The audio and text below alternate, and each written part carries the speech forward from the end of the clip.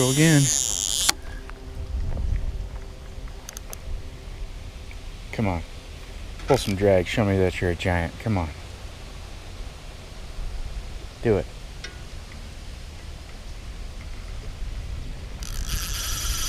Yeah, okay.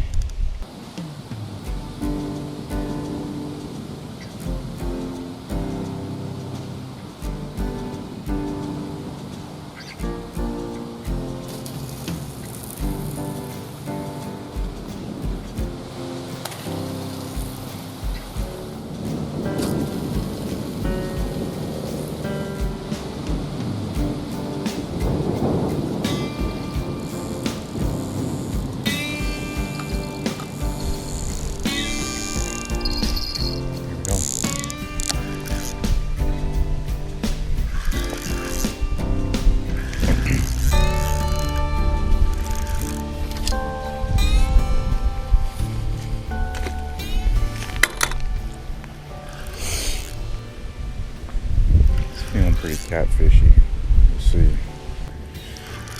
lots of weeds here along the shoreline, so it's going to be a slow fight here. Once the fish hits a clumps of weeds, then I just need to stop and just keep steady pressure until that fish starts to shed, starts to wiggle and shed some of those weeds.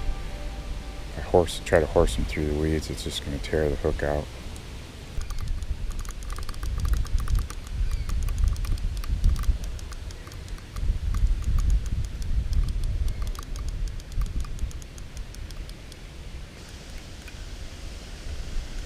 There we go. A blow for freedom right there. Just broke through whatever that clump of weeds was. Just took a minute or two. What are you? Oh, it is a carp. It is a carp.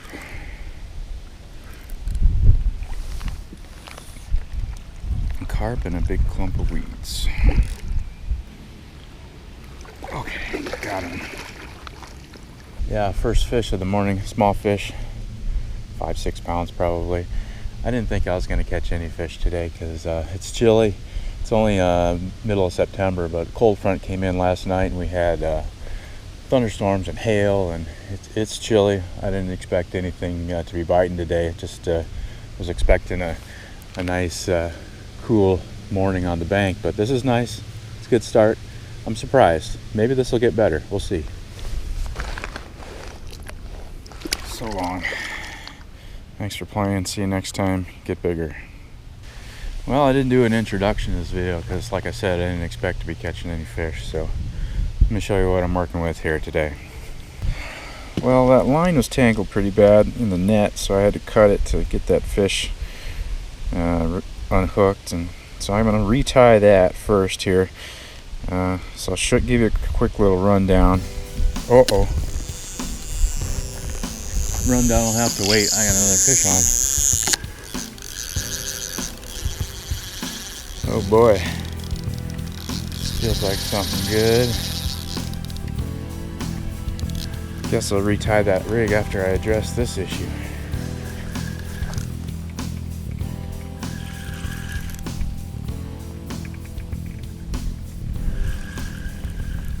I had intended to go to a small lake and fish from the kayak this morning, but with the weather change, the cold front last night, and then that wasn't in the forecast, which is crazy, but cold front last night and then the wind's blowing today, so I didn't really want to be a human bobber out on the kayak bobbing around in the waves today, so I came to a bigger lake instead, thinking that the cold front would just have a less of an effect on this bigger lake than a smaller one, so my chances of catching might be a little better. This feels like a really good fish, better fish than that one I just had, but it's possible to know. It might be towing a big clump of weeds. I just saw the mouth come up. It's definitely a carp. Ooh, I think it's a good one. Yeah, let's see. The predicted freak out right at the bank here. Yeah, that's a good fish. Come on in. Got him. Got him. Great hookup on this fish, right in the tough part of the bottom lip there. Get some of those weeds out of the way so you can see it. See it? Right there in that tough bottom lip. Yeah, 11 pound fish. Yeah, size is moving in the right direction. 10, 11 pound fish. Look how stocky this fish is. Just big, wide body, wide tail too. Pretty cool. Like I said, this is surprising. I didn't think I'd be holding up fish talking to a camera today. I thought I'd just be sitting there reading. I don't know why the background is so bright. I guess I'll do something with the camera after I put this fish back. But yeah, love it. I love surprises like this. Oh, you got me. Congratulations, you got me. Thank you. So I did not have to cut this one to get the fish unhooked, but so I should be able to just rebait it and get it cast back out there. Let me check the hook first, because if the hook is dinged up, then I got to retie this one. No, hook is good, but I do need to add one more tiger nut. I lost one somehow. The hook bait is spicy sriracha tiger nuts. Just boiled, prepared tiger nuts that are soaking in watered down sriracha sauce. But yeah, 2 tiger nuts on a hair rig is what the hook bait is today. And the pack bait is sweet and spicy. That's old-fashioned oats and sweet feed. The sweet feed has kind of broken down. It's not pellets anymore. It's more of a ground bait. But there's pineapple and chili powder in these oats and sweet feed that gives it its moisture, makes it stick together. Anecdotally, I in my experience, I've seemed to catch less catfish when I use spicy baits, either both the hook bait or in the pack bait. But I've got both. I got spicy in both baits here today, because there's lots of catfish in this lake that would probably want to eat whatever carp bait. So we'll see if I catch any catfish or not. Get this one casted back out, and then get that other one retied.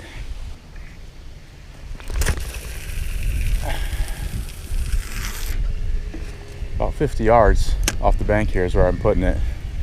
That's where those weeds kind of start to thin out there. I want to be beyond the weed line if I can, just so my bait isn't just buried in weeds, you know. All right, so retying this rig. Where was I here? Yeah, I was checking the hook when that fish bit. Hook is good, so that's good. And let's go ahead and get rid of this junk. And for you regular viewers, I'm sure you know the deal here, but this is mostly for new people who haven't seen this before. But this is my main line, 20 pound mono. The first thing I put on main line is this rubber bobber stop. It's one of these things. That goes on the line first. After the bobber stop goes a little bead. Slide that up. And then my feeder sinker. This is a 2 ounce feeder sinker. Links in the description if you want any for yourself. It's just an inline sinker. I'm going to thread that on the line, slide it up, and after that sinker, one more little black bead, slide it up. Now I'm going to tie on that hook link that I showed you. I'm just going to tie the main line to this swivel right here. And the knot that I like to use for this connection is a clinch knot. Use whatever knot you're good at tying, doesn't matter. And then I slide the sinker and the beads and everything back down up against that swivel. And there's the rig right there. I'm ready to put the bait on. This is what I call my 99% rig, because I fish with this rig 99% of the time. Well, the fishing here this morning has been surprising so far. Hopefully the trend will continue.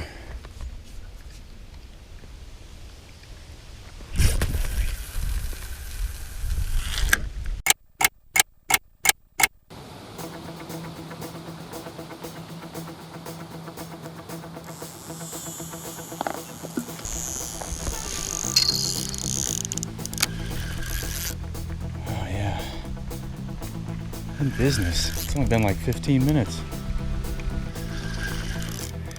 I know there's big fish in this lake. I'm just playing the numbers game here, you know. There's really no way to specifically target big fish. You know, the only way is to fish where the big fish are. And one of these days at this big lake, it's gonna be a 30-pound fish coming in through these weeds. It's not the 30 pounder I was talking about, but it's a good fish. Oh yeah, real good fish. He's just, his face is facing this way and he is not turning towards me at all. He's just facing this way and paddling. As you can see, I did get some weeds here. Those weeds are almost to my rod tip. That might cause a problem if they make it to my rod tip. Got to resist the urge to shake the rod to get those weeds off. Oh, just hit the fish with the net. Got him. Yes. Yeah, that's a bigger fish than the last one.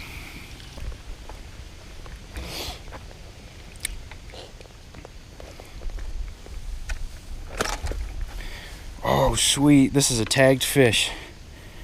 Yeah. All right. Let's get the hook out of him first. Right at 10 pounds. And from past experience, I know they're going to ask me for the length when I report this fish. 27 inches. Yeah, great fish. Look how stocky this fish is. Short, stocky fish. There's the tag right there on the gill plate. This was put there by the Iowa Department of Natural Resources. I've caught a tagged fish at this lake before a few years ago. And the result for me was I had a pretty interesting conversation with the fisheries biologist about what they're doing here in this lake with the carp. It's pretty interesting. He said they're studying, the study's probably the same. It's probably a long study, but he said they were just studying the carp population just to see what, if any, impact they're having on the lake. And I think it's good that they're actually studying it and look for some actual facts rather than just the general assumption in most places is, oh, the carp are bad for the lake, get rid of the carp, because they're part of the ecosystem now. They've been here for like 250 years. They're part of the ecosystem. But anyway, yeah, I'm looking forward to calling this in and having a little conversation with the fisheries biologist. That'll be cool. Great fish. Hey folks, I'm just in the middle of editing this video here, and I just thought I wanted to share with you just a portion of the email correspondence that I had with the fisheries biologist regarding this tagged fish. We kind of had an email back and forth a few times, and I just want to share with you some of the highlights of that that I think are pretty interesting. And I'll just read through this here real quick. Hi Tom, thank you for reporting our tagged carp. It's always fun to hear about these fish years after the conclusion of our work.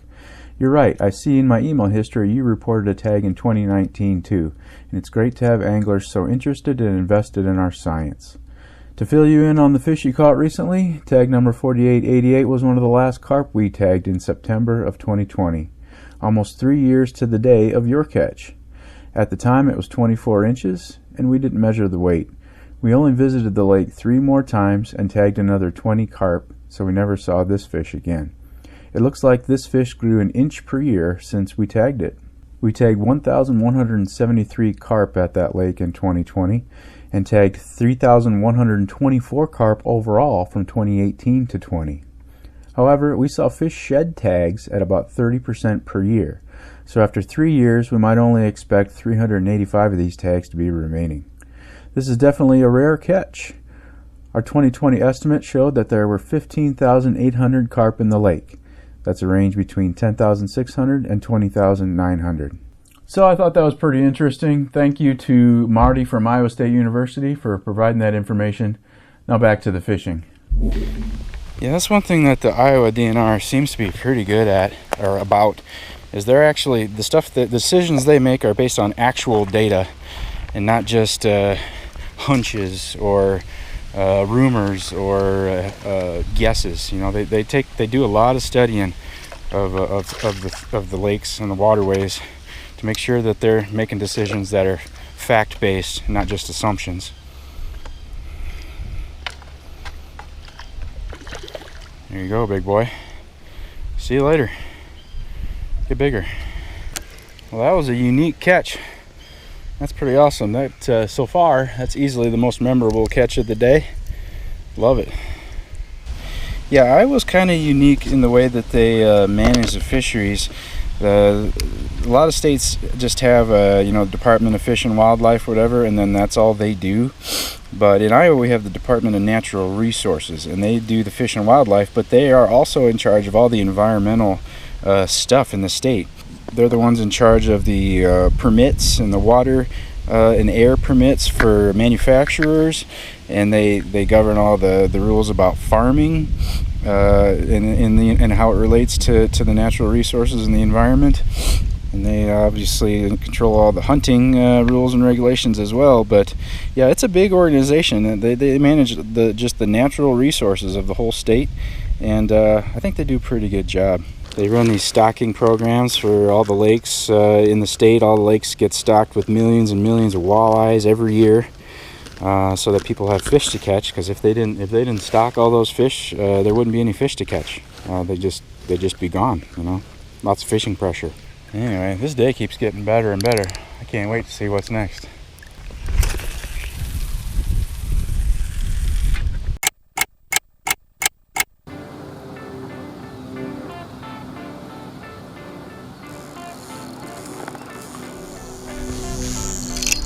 Here we go again. Come on. Pull some drag. Show me that you're a giant. Come on. Do it.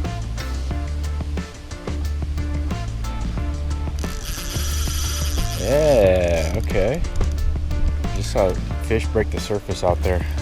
It's probably been about 20 minutes since the last fish. This fish is also swimming in at me. I'm not having to apply much pressure. He's just swimming in. I like that. Big fish tend to do that more often than little fish.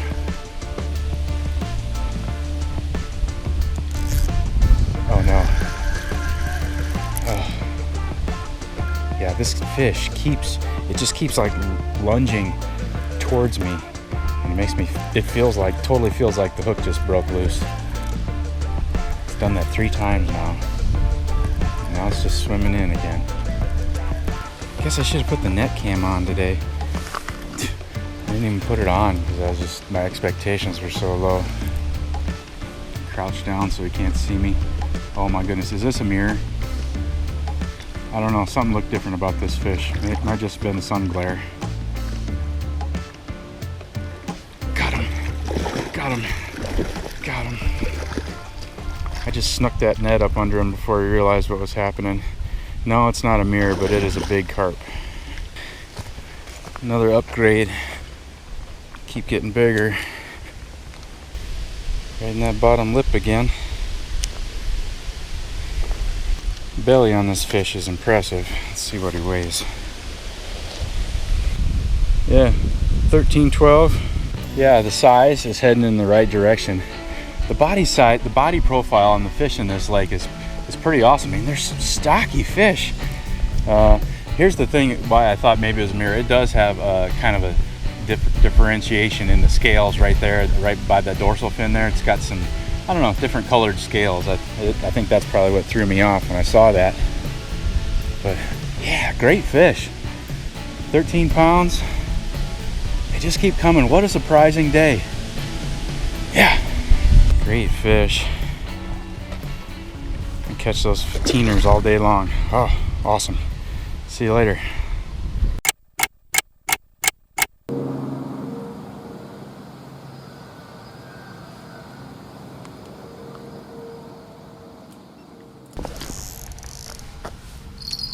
Got something happening here.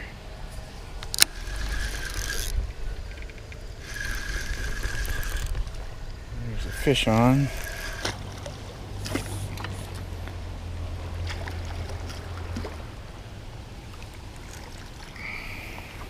Yeah, itty bitty guy. 2-pound fish. Let me put him back here close to me. Get a realistic view of how small he is. Small. Or I could hold him up here and he looks real big. 10-pound fish? 2-pound fish. 10-pound? Okay. Back in the water. See ya. Well, it's 11 o'clock and it appears that the morning bite is over. Honestly, I'm really surprised that there was a bite at all. And it was a pretty great one at that. So, what a surprising day. Thanks for watching. I appreciate it. See you on the next one.